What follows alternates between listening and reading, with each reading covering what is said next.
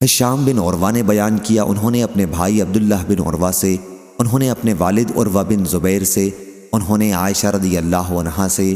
انہوں نے کہا کہ 11 عورتوں کا ایک اجتماع ہوا جس میں انہوں نے آپس میں یہ طے کیا کہ مجلس میں وہ اپنے اپنے خاوند کا صحیح حال بیان کریں، کوئی بات نہ چھپائیں۔ چنانچہ پہلی عورت نام نہ معلوم بولی، میرے خاوند کی مثال ایسی ہے جیسے دبلے اونٹ کا گوشت جو پہاڑ کی چوٹی پر رکھا ہوا ہو، نہ تو وہاں تک جانے کا راستہ صاف ہے کہ آسانی سے چڑھ کر اس کو کوئی لے آئے، اور نہ وہ گوشت ہی ایسا موٹا تازہ ہے جسے لانے کے لیے اس پہاڑ پر چڑھنے کی تکلیف گوارا کرے۔ دوسری عورت عمرہ بنت عمرو تمیمی نامی کہنے لگی، میں اپنے خاوند کا حال بیان کروں تو کہاں تک بیان کروں، اس میں اتنے عیب ہیں میں ڈرتی ہوں کہ سب بیان نہ کر سکوں گی، اس پر بھی اگر بیان کروں تو اس کے کھلے اور چھپے سارے بیان کر سکتی ہوں۔ تیسری عورت حی بنت کعب یمانی کہنے لگی، میرا خاوند کیا ہے، ایک تاڑ کا تاڑ لمبا تڑنگا ہے، اگر اس کے عیب بیان کروں تو طلاق تیار ہے، اگر خاموش رہوں تو ادھر لٹکی رہوں۔ چوتھی عورت مہدو بنت ابی ہردمہ کہنے لگی کہ میرا خاوند ملک تہامہ کی رات کی طرح معتدل ہے، نہ زیادہ گرم نہ بہت ٹھنڈا، نہ اس سے مجھے کوئی خوف ہے نہ اکتاہٹ ہے۔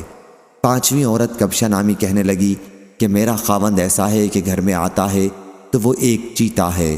اور جب باہر نکلتا ہے تو شیر بہادر کی طرح ہے، جو چیز گھر میں چھوڑ کر جاتا ہے اس کے بارے میں پوچھتا ہی نہیں کہ وہ کہاں گئی، اتنا بے پرواہ ہے، جو آج کمایا اسے کل کے لیے اٹھا کر رکھتا ہی نہیں، اتنا سخی ہے۔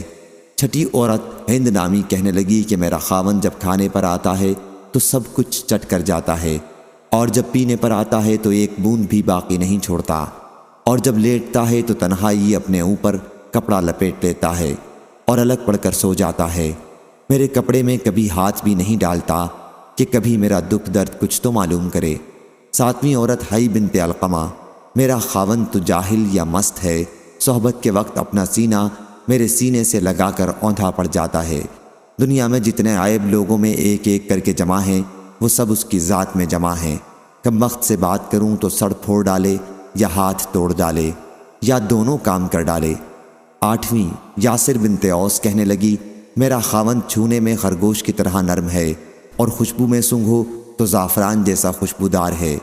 نویں عورت نامعلوم کہنے لگی کہ میرے خاوند کا گھر بہت اونچا اور بلند ہے اور وہ قداور بہادر ہے، اس کے یہاں کھانا اس قدر پکتا ہے کہ راکھ کے ڈھیر جمع ہیں، غریبوں کو خوب کھلاتا ہے، لوگ جہاں صلاح و مشورہ کے لیے بیٹھے ہیں یعنی پنچایت گھر، وہاں سے اس کا گھر بہت نزدیک ہے۔ 10ویں عورت کبشہ بنت رافع کہنے لگی، میرے خاوند کا کیا پوچھنا، جائیداد والا ہے، جائیداد بھی کیسی بڑی جائیداد،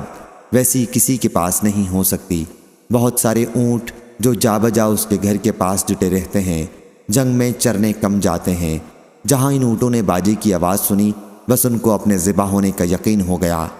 11ویں عورت ام زرع بنت عقیمل بن سعدہ کہنے لگی، میرا خاوند ابو زرع ہے، اس کا کیا کہنا، اس نے میرے کانوں کو زیوروں سے بوجھل کر دیا ہے اور میرے دونوں بازو چربی سے پھلا دیے ہیں،